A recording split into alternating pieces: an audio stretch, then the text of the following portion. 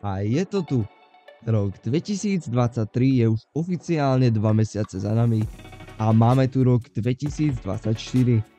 S ním sa objavujú aj pripravované filmy, ktoré uvidíme už o pár mesiacov, no možno aj skôr.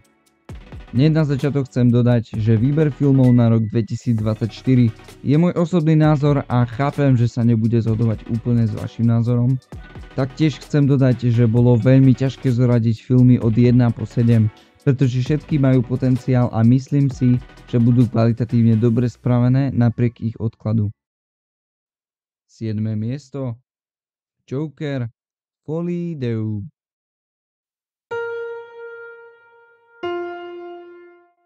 Áno, pokračovanie šialeného Jokera bude ešte zaujímavejšie, ako si myslíte.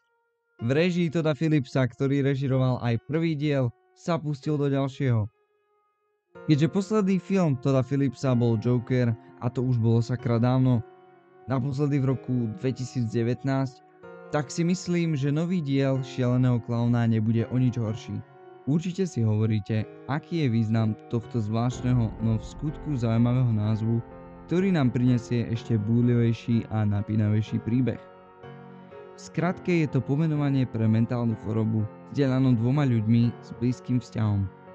A to pre nás znamená príchod Harley Quinn, ktorú má hrať spevačka, ponovom aj skvelá herečka Lady Gaga, ktorá sa typovo hodí do tejto role.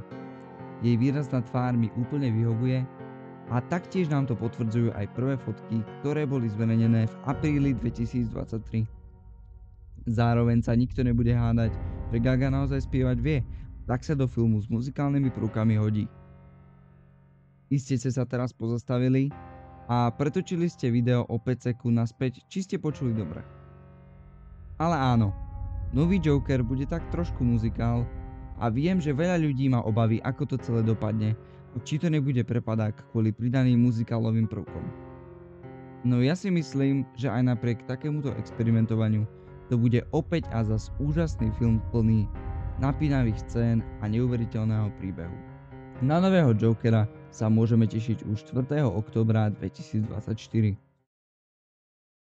6. miesto Venom 3.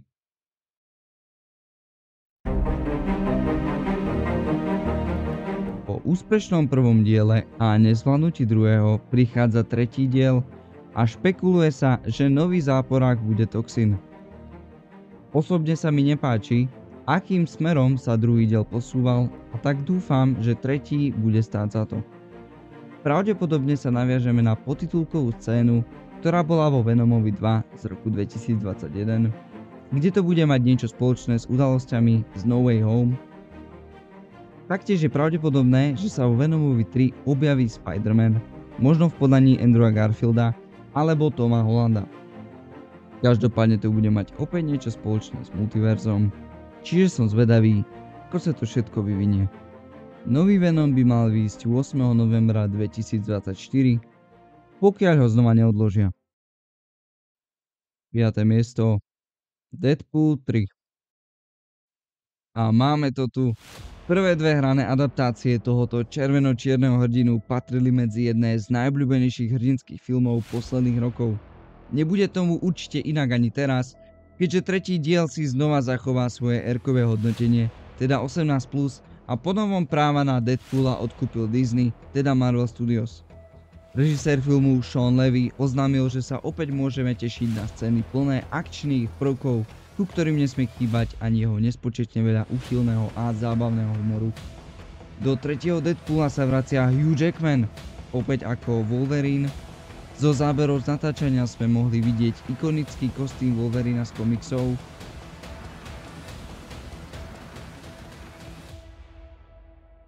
Na začiatku traileru Wade oslavuje narodeniny, avšak vidno, že ho stále niečo trápi.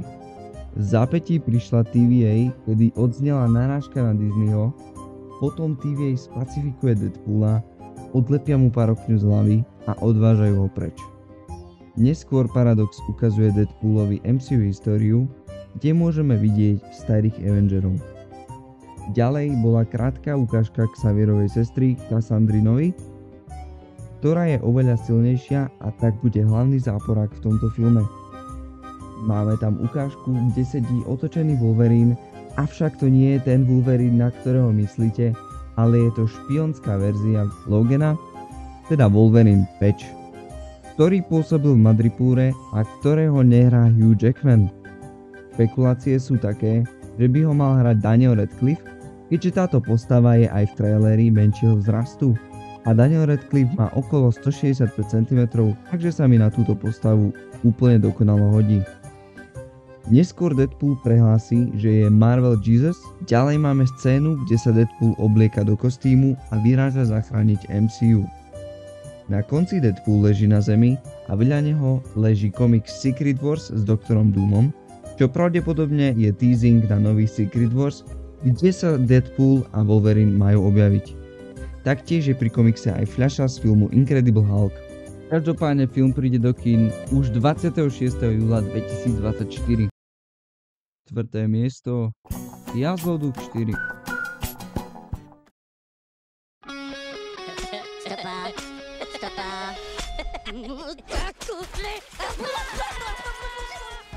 Po úžasných 3 dieloch nám prichádza konečne 4. a iste viete, že nedávno bol u nás premietaný aj film Mimoni 2 Zloduch prichádza, ktorý zo sebou priniesol rekordné tržby a takisto si ešte pamätáte aj na ten trend, kde sa išlo v obleku na mimoňov. Po dosiahnutí určenej sumy nám bolo oznamené 4. pokračovanie tejto fantastickej série. Priznám sa, že Jazloduch je moja najobľúbenejšia séria už od detstva a taktiež k nám nedávno prišiel prvý oficiálny trailer na Jazloduch 4. Musím uznať, že som bol na začiatku sklamaný, pretože mi to prišlo až príliš jednoducho spravené, no teraz mám na to úplne iný názor a som doslova nadšený, čo nám 4. pokračovanie môže priniesť. V novom filme by sa mali zatiaľ objaviť 4 nové postavy. Noví záporáci sú Maxime Lemal, ktorý bude pravdepodobne pôvodom z Francúzska, a Valentína, ktorá mi trošku pripomína postavu Scarlett z prvej časti Mimoňov. Taktiež máme ďalšie 2 kladné postavy a nimi sú Poppy a Baby Gru. Poppy je susedka Gru a keďže Gru a jeho rodina sa presťahovali do nového domu, taktiež má Poppy aj svoju mačku, ktoré meno je zatiaľ neznáme. Film budeme môcť vidieť v kinách už 3. júla. 3. miesto v hlave 2.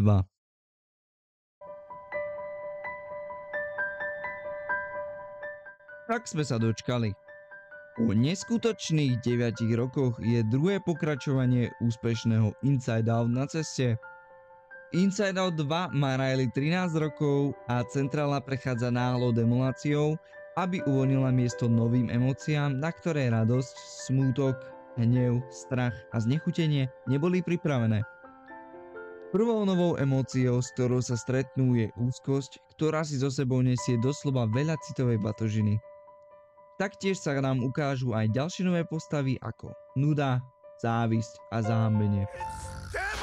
Film uvidíme už v júni tohoto roku.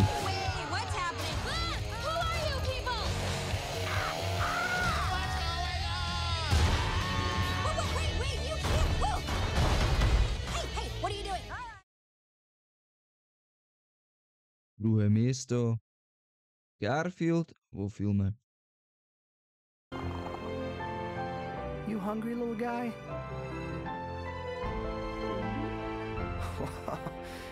You want a little more?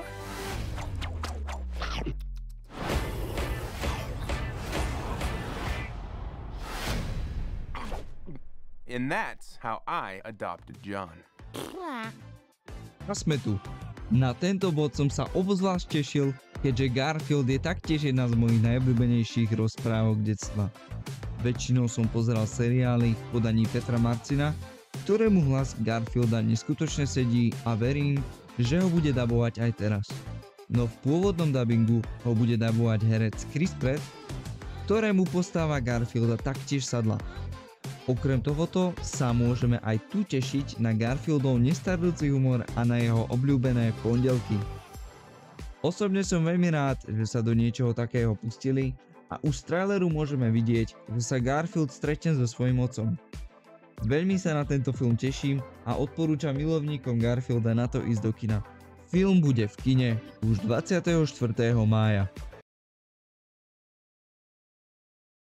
Prvé miesto Kung Fu Panda 4. It is time to take the next step on your journey. Po takmer 8 rokoch sa k nám vracia jedna z najobľúbenejších sérií. Kung Fu Panda 4. Kung Fu Panda 4 bola oznamená v apríli 2023, no trailer nám došiel len v decembri. Dôvod, prečo som si vybral tento film ako prvý, je preto, lebo som obrovským fanúšikom tejto Pande série a vždy ma prekvapí, čo nové DreamWorks vymyslí. Vo 4. dieli sa môžeme tešiť na nového záporáka Chameleon, ktorý nám vráti taktiež aj starých záporákov z predošlých filmov. Ako prvý sa ukázal Tai Lung a taktiež sme v prvom traileri mohli vidieť, alebo skôr nevidieť, že Furious 5 aka Zuriva 5 v tomto filme doslova nebude. Nemusíte mať žiadne obavy, Furious 5 je aj v tomto diele potvrdená a nebude v nej dabovať nikto iný ako herec a úžasný komik Jackie Chan ako opica, Angelina Jolie ako tigrica, Seth Rogen ako modlivka, Lucy Liu ako zmija a David Cross ako žeriav. Taktiež nového záporáka bude dabovať Viola Davis, ktorá hrala v najznámejších filmoch ako Suicide Squad 1 a 2. Myslím si, že vybrali veľmi dobrú naberku s dokonalým hlasom na túto postavu. Do tohto všetkého nám pribudne ešte jedna postava a to je Líška Zen. Táto nová postava bude Po nový učeň, ktorý sa má neskôr stať novým dračím bojovníkom. Dobre. Už vám nebudem ďalej spoilerovať, no vidno, že to má DreamWorks celé premyslené a že sa rozhodne nebudeme v kine nudiť. Dobrá správa pre všetkých fanúšikov tejto série je tá, že tento film uvidíme v kine už vo štvrtok.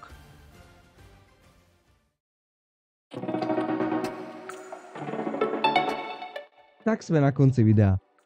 Budem veľmi rád za vašu spätnú väzbu v komentári, kde mi môžete napísať, na ktorý film sa najviac alebo najmenej tešíte. Samozrejme, nových filmov sa aj v tomto roku chystá plno a je jasné, že do rebríčku sa nevojdu všetky.